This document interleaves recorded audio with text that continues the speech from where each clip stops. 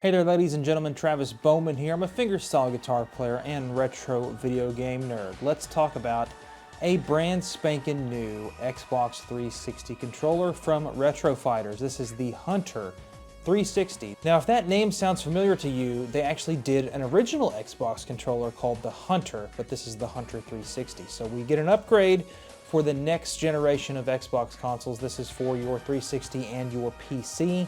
This will not work on your original Xbox or pretty much any other console as far as I know. So, we've got a brand new 360 controller 20 years after the 360 launched, which is absolutely insane to think about.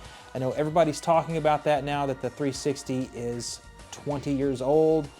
It's a long time ago, but I don't know about you guys, I still really enjoy my 360, although I haven't been playing it as much as maybe some of the other consoles that I have, such as the Genesis and the Sega Dreamcast, PlayStation 2, and stuff like that. But what a great reason to bust out the 360 and play some of those great games on that console again. So as we start this video, let's talk about this controller and figure out what it's going to offer you. Introducing the RetroFighters Hunter 360 wireless gamepad, an Xbox 360 inspired wireless gamepad built for performance gameplay without the need for cables. The Hunter 360 features a 1000 Hz polling rate for ultra low latency and better performance overall. This gamepad also features dual Hall effect analog sticks, variable rumble intensity macros, support for both X and D input standards for your PC. It also comes loaded with a precision-focused tactile D-pad. Inside the box, you get the controller itself, the quick start guide, a USB-C charging cable, and a USB dongle receiver.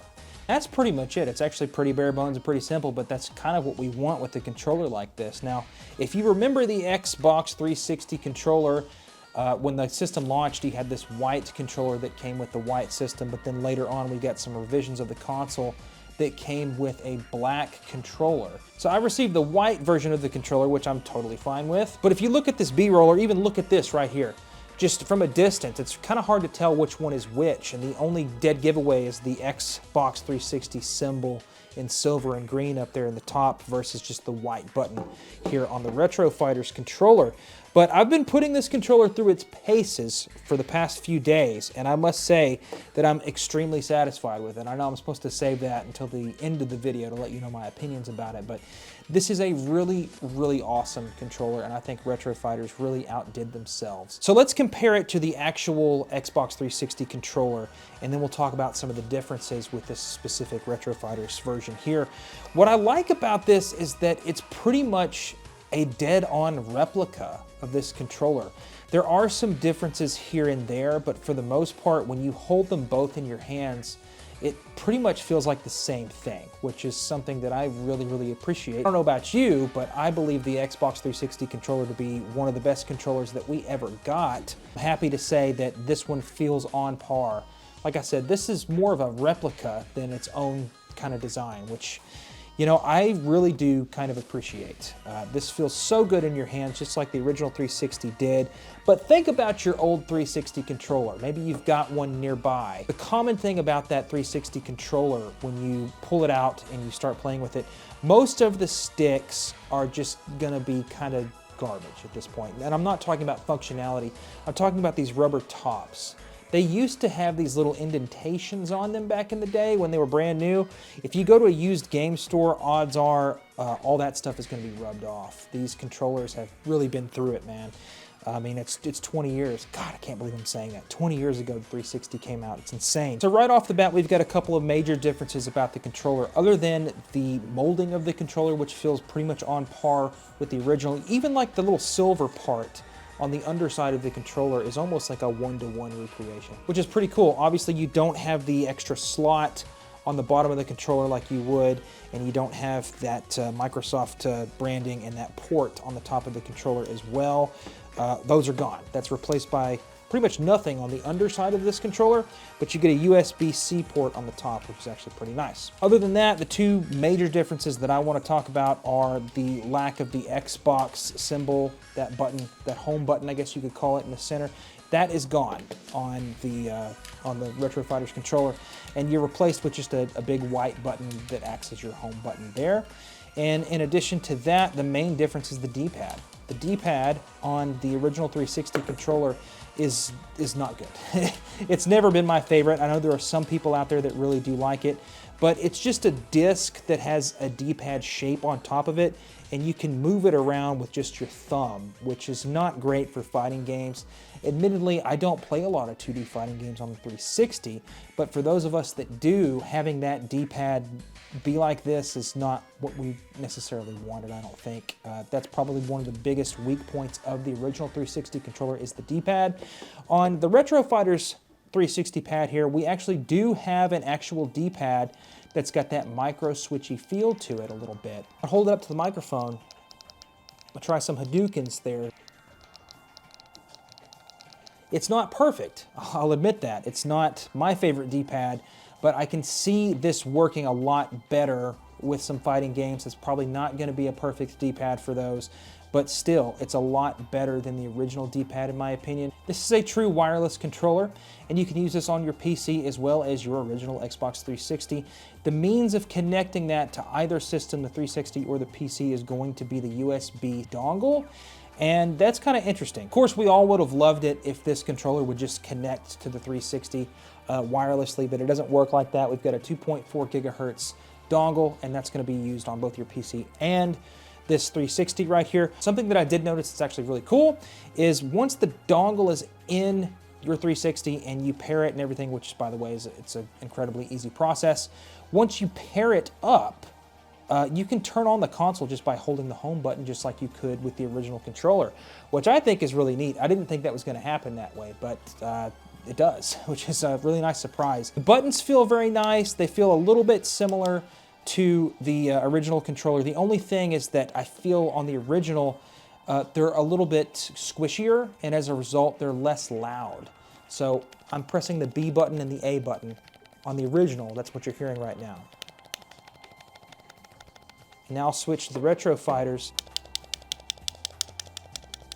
So you hear more of a click after the button is pressed. So I'm pressing it in, I'm gonna let go. That's where you hear the click, is after you release the button, which is kind of strange. RetroFighters controllers are all kind of like this to some extent. They've done a controller for the Dreamcast, they've done a controller for the PlayStation 1, 2, and 3, and most of their buttons kind of do this, where they have that click after you're done pressing it, which is really kind of weird, but that's just kind of the way it is. It's not a super loud click, like I'm holding it away from the microphone on the table.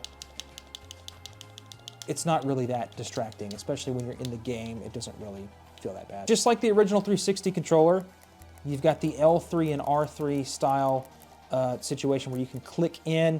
Now that's a really good thing for this controller because we're equipped with Hall effect joysticks. If you're unfamiliar, basically the stock joysticks on the PlayStation 5 and Xbox Series X controllers in particular are starting to fail big time. Even the Nintendo Switch is guilty of this because of that functionality of pressing in the stick to do some sort of action in your game.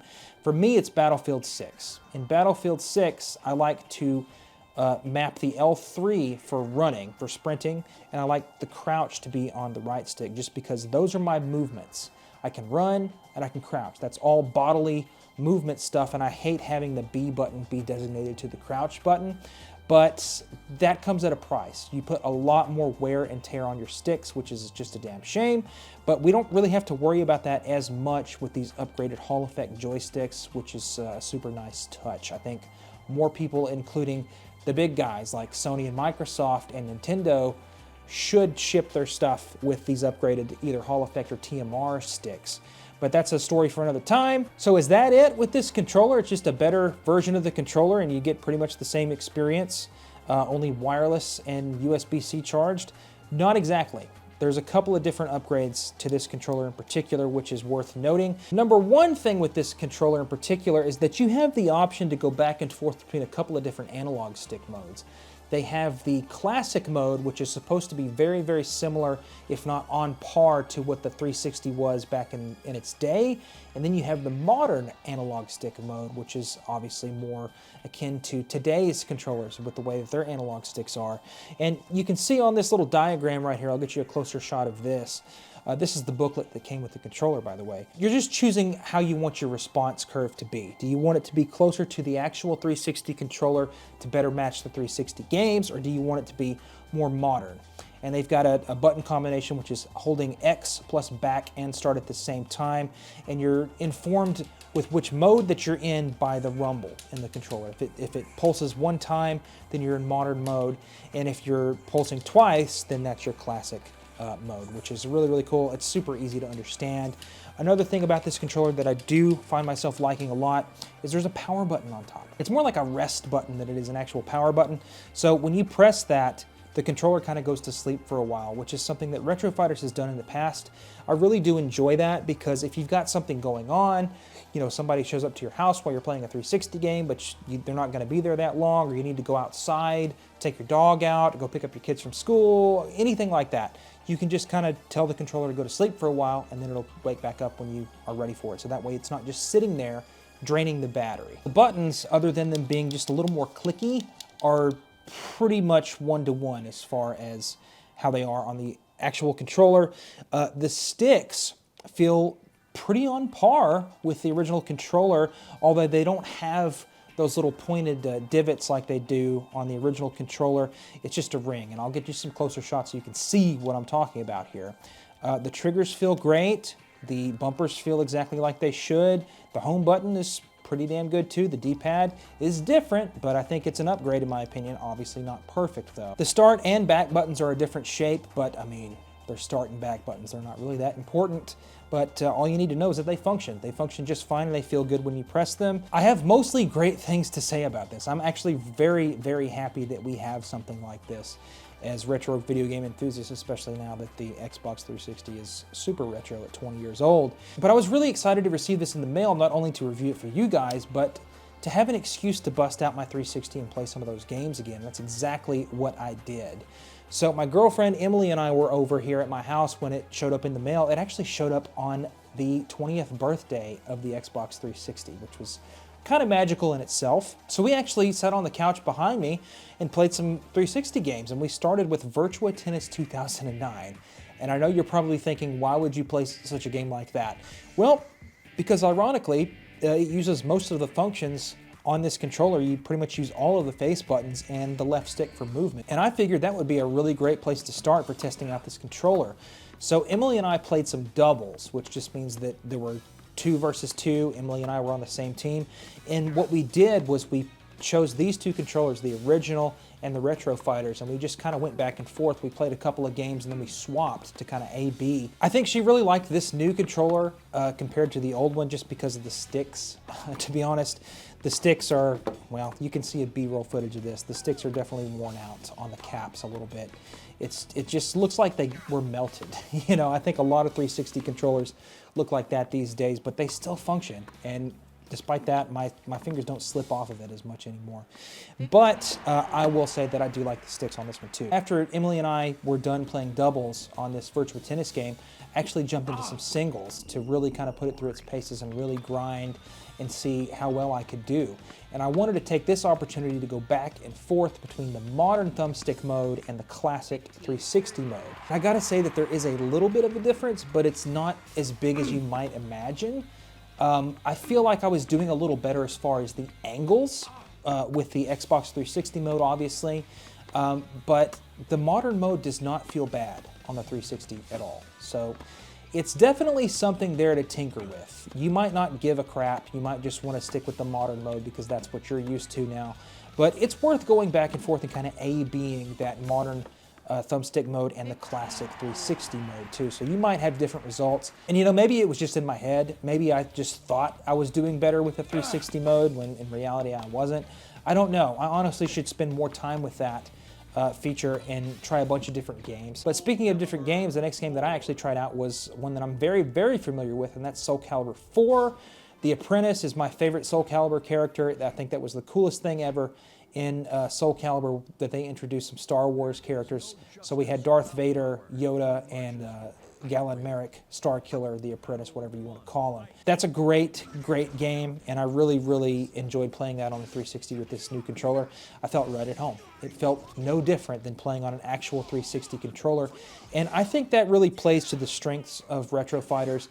What they're there for is to give you a brand new controller without having to obviously pay a lot of money for a legitimate brand new controller They want to give you the same sort of experience with maybe a few modern upgrades. And as a result, RetroFighters is probably my favorite when it comes to modern controllers for older consoles. To be clear, RetroFighters has done so much more good than bad in this community, and we're quite frankly really lucky to have them for just stuff like this. Because this is such a wonderful controller. It's great, you know, and it pairs with the 360 pretty freaking seamlessly. I was worried that I was going to have some troubles pairing it, but you've got a little slot right here on the front where some USB ports are. That's where you plug in the dongle. You just press the pair button, it pairs up, and like I said, you can turn off the 360 from your couch with the controller, and you can turn it right back on with the same way. You can press the home button on the controller and it turns the system on, which I'm very, very grateful for.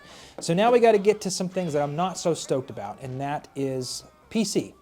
This is still a brand new controller, and I'm sure there's going to be some firmware updates in the future, but mainly what I wanted to use this controller for was the 360 and of course a couple of games on Steam, because even back a couple years ago and even further back, the 360 controller has always been a solid choice for PC gaming. I mean, it's a Microsoft console, Microsoft makes PCs, so it makes sense. But I think it's mainly just because the 360 controller is a badass controller. It just feels really good in the hands, and a lot of people really enjoy this design over to something like the PlayStation 3. So it was a no-brainer that I wanted to check out the 360 Hunter controller on Steam. And it works. However, there's a couple of caveats. For some reason, and remember, this is RetroFighters right here. That's the name of the company. That's the name of the controller. It's the RetroFighters Hunter 360. For some reason, when I hooked up this controller through the dongle and tried to set it up on Steam, it said it was a Retrobit controller, which is very strange because that's not what this is. Retrobit, it's another company entirely. But the point is that it did not see this as a 360 styled controller. It saw it as a generic controller, which is totally fine because I guess on paper it kind of is. It's not an actual Microsoft controller, it is a replica of that controller. But my issue was that the button mappings were completely wrong. Really screwed up actually, and it took me a little more tinkering than I initially thought it would take to get it set up to be correct.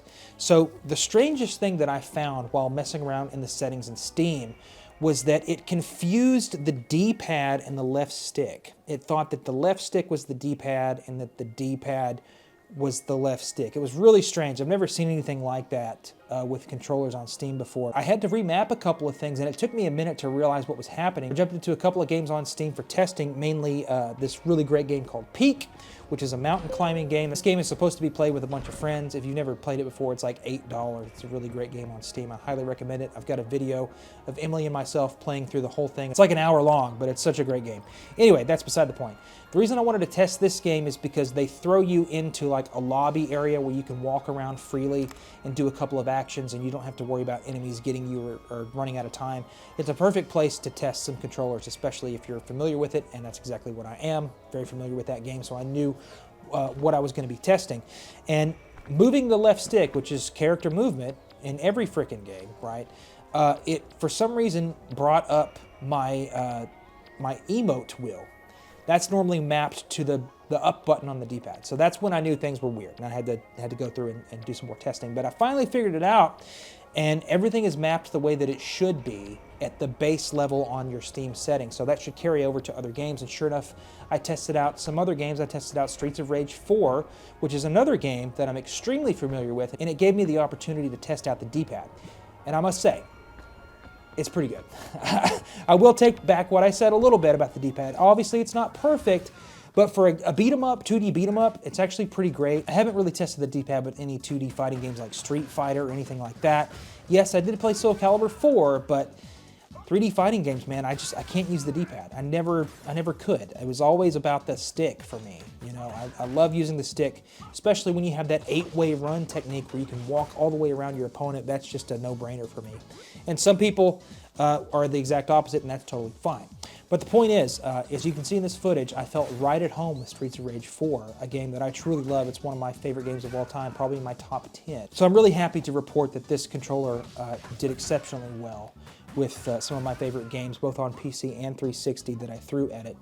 And thus far, it's held a charge. The battery life is great. I think they did a really great job with this. And it's a no-brainer. Why would you spend, money at a retro video game store for the original controller, which takes a battery pack, by the way. Remember, this is Microsoft, and you've got 2 AA's that you're going to have to use on a controller like this, which, you know, that's what we've had to live with for 20 years now. You can set that aside, and now you've got a USB-C rechargeable controller right here. And another thing to mention is that because of that, you don't have this big thing in the center, this battery pack right there. You don't have to sacrifice that room anymore, which is really kind of strange, and took me a minute to realize that you've got a lot more finger room back here on this controller than you used to, which is really kind of cool. But I cannot say enough good things about this controller. RetroFighters, they've done some really cool controllers, and some of them are my favorites. I would love to know what you guys think about the RetroFighters Hunter 360 wireless gamepad.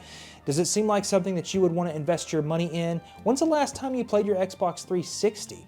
And even so, could you see yourself using this on a PC even if you don't have a 360? I'd be curious to know the answers to all those questions in the comments section below. Huge thank you to RetroFighters for sending me this controller for review. I really appreciate those guys. If you're interested in checking this out, it comes in white and black. You can check that out in the link in the description below.